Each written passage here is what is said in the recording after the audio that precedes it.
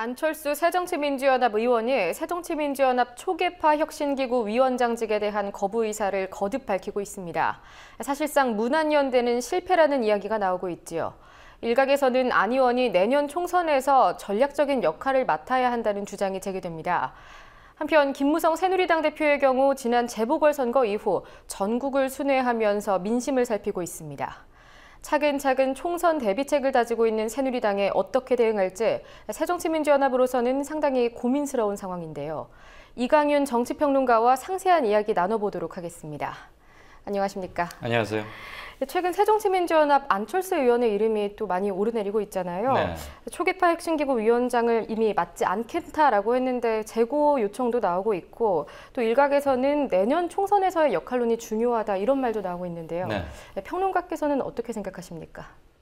일단 지금 쇄신 얘기가 새정년에서 한두 번 나온 건 아니지만 마지막 기회를 딱 한 번의 마지막 기회를 눈앞에 두고 있기 때문에 그 어느 때보다도 지금 얘기되는 쇄신은 절체절명에 가까운 거 아닙니까? 그렇다면 깔끔하게 단합된 모습으로 결기에 차서 출발해야 하는데 그 쇄신을 진두지휘할 위원장을 뽑는 과정에서 좀 모양새가 좋지 않죠. 더군다나 그 상대가 안철수 의원이기 때문에 아마 쇄신에 실패하거나 또는 쇄신이 미흡했을 때, 그런데 사실 이 쇄신은 자신을 포함한 상당수 사람들의 희생을 전제로 하는 겁니다. 그렇지 않고서야 쇄신의 의미가 없는 것이죠. 그리고 많은 희생을 했을 때 사람들은 감동하고 신뢰를 부여할 거 아니겠습니까? 그러니까 쇄신의 책임을 맡았다는 것은 가까이로는 인기 떨어질 짓, 욕먹을 짓을 많이 해야 되는 거죠. 어쨌거나 안철수 의원이 왜 이걸 거부했는지는 어렵지 않게 추측은 가능하지만 정확히는 모르겠는데 적어도 쇄신이 미흡하거나 실패했을 때 공동 책임을 질 수밖에 없고 그런 부담이 좀 크게 작용하지 않았나 싶어요. 그건 기본적으로 정치인 안철수의 선택이니까 누가 그걸 강요할 수는 없습니다. 다만 한때 대선 주자급으로 분류가 됐고 처음에는 국민적 열망이 어마어마한 채 정계에 들어온 거 아닙니까? 그리고 아직도 안철수에게 쏠렸던 새정치에 대한 에너지가 다 없어진 건 결코 아니죠.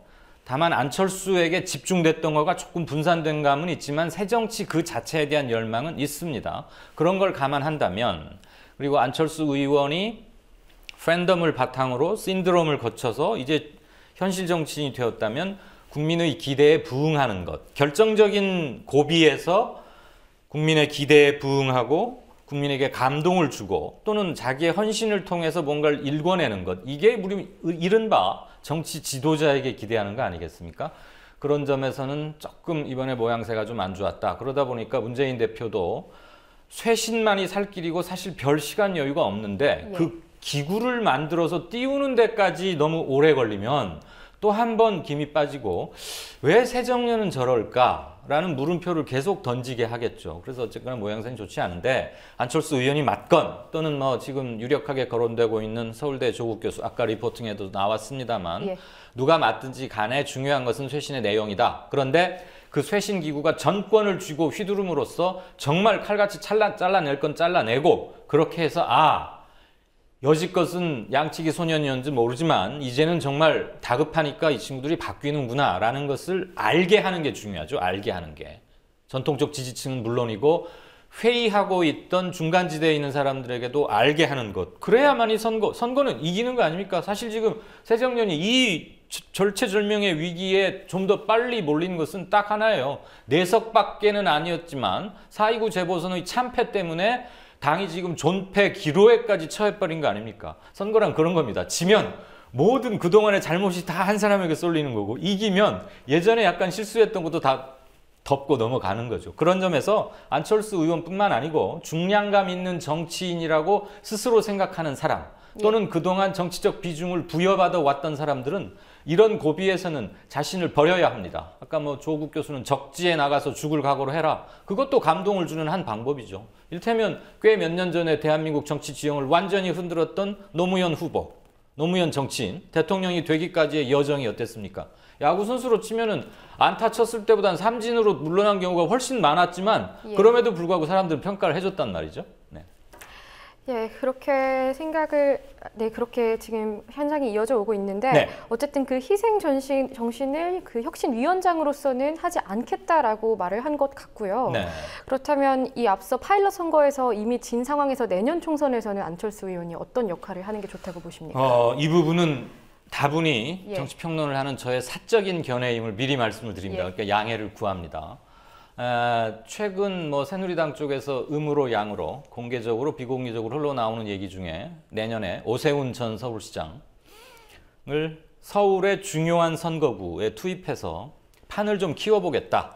그러니까 볼거리 효과를 통해서 붐업을 하고 그렇게 해서 이제 선거 전에 시너지도 키우려는 그건 잘하는 전략입니다. 새누리가 하니까 나쁘다 이렇게 볼 필요는 없고요. 어느 정당이든 그런 걸 잘해야 합니다. 선거는 어차피 굉장히 시끄럽고 축제의 성격도 갖고 있는 것이고 기선 싸움과 바람이 굉장히 중요하니까.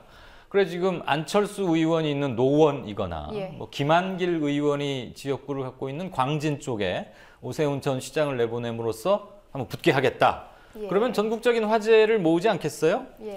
자, 그럼 새누리당은 지금 이긴 정당이기 때문에 상당히 벌써 김 대표가 정책적인 공약 지시도 마련하라고 지시하면서 전국 돌고 하면서 상당히 여유 있게 준비하는 반면에 새정년은 전혀 출발선, 운동화 끈조차 잘 못 메고 있잖아요. 예, 아직 준비도 잘 되지 네. 않고 있죠. 이럴 경우일수록 그 앞서 있는 새누리당, 강력한 새누리당에 대응할 뭔가 필요한데 그런 것들이야말로 빅샷, 이른바 거물들의 상상을 뛰어넘는 예. 또는 상식적 예측을 뛰어넘는 어떤 강수 이런 게 필요하죠. 이를테면 그래서 저는 새누리당에서 오세훈 전 서울시장이라는 무시 못할 사람을 내보내서 안철수 의원과 맞대결 시킨다. 그럼 선거 결과는 어찌 될지 모르지만 그럼 그냥 그거에 급급해서 당을 지키려고 막 선거구 하나에만 매달릴 게 아니고 차라리 예. 더군다나 그것은 노회찬 의원이 참 억울하게 대법원의 그 5년 만의 판결에 의해서 사람들 대다수가 야 참 억울하게 노회찬 씨가 의원직을 잃는구나. 예. 그 자리에서 치러진 재보선에 안철수 후보가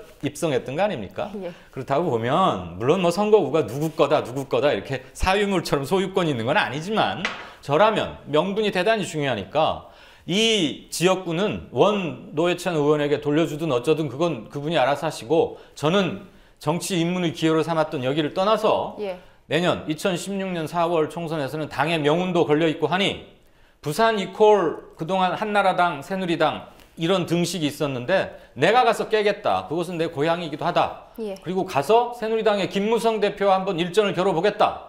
이렇게 선언한다면 안철수의 중량감이나 국민에게 주는 신선함 그리고 예. 자기 이름값, 네임밸류에 걸맞는 역할을 하려 하는구나. 그리고 무엇보다도 새누리당이 오세훈 전 시장을 내보내서 안철수 의원과 붙게 하려는 그것을 되치게 하는 효과도 있지 않겠습니까? 예. 그러니까 저는 안철수 의원을 상징적 예로 드는 거예요. 안철수 의원은 자신이 갖고 있는 잠재적 파괴력을 극대화시킬 전략적 결단이 필요한데 그게 개인 안철수에게도 좋을 뿐더러 당, 새정년에게도 전반적으로 분위기를 쇄신하는 데 굉장히 도움이 될 것이다. 예. 물론 김무성 대표가 내년 총선에 안 나올 수도 있고 예. 비례대표로 빠질 수도 있지만 어쨌거나 간에 부산에 가서 부산은 한나라당이나 새누리당 후보가 공천만 받으면 다 돼왔다. 이것을 깨자는 얘기죠. 거기에 안철수 대표가 미랄 정도가 아니라 훨씬 큰 미랄 역할을 하면 그런 기폭제가 필요하다. 그런 얘기입니다. 네, 그러니까 좀 정리하자면 그 원 지역구였던 그 노원을 네. 그 노회찬 전 의원에게 대승적인 결단을 하고 어느 정도 좀 연대할 수 있는 성격으로서 같이 양보를 하고 네. 부산에 가서 큰 판을 짜라. 네. 이렇게 이해하면 되는 걸까요? 그렇죠. 예. 일테면 제가 왜 안철수와 부산을 자꾸 연결을 짓냐면 예. 지금 부산에 유일한 야당 의원이 조경태 의원도 있지만 문재인 이 두 사람 아닙니까? 그런데 안철수, 문재인, 그다음에 오랫동안 공을 들이고 있는 야당 출신의 김영춘, 그리고 또 문성근 어떻게 호칭해야 될지 모르지만 정치인 겸 배우. 지난번 떨어졌는데 떨어지면서 바로 얘기했어요. 4년 후에 한 번은 더 나오겠다. 한 번은 더 심판받겠다. 그리고 최근에 제가 사석에서 만났는데 본인이 그런 의지를 재확인했습니다. 예. 그렇다면 이런 신념과 어느 정도 네임밸류와 자기 정치 철학을 분명히 갖고 있는 사람들이 가서 연대해서 띠를 이루어서 지역 정서, 어디는 깃발만 꽂으면 된다는 이 고질적이고 후진적인 지역 정서를 깨는데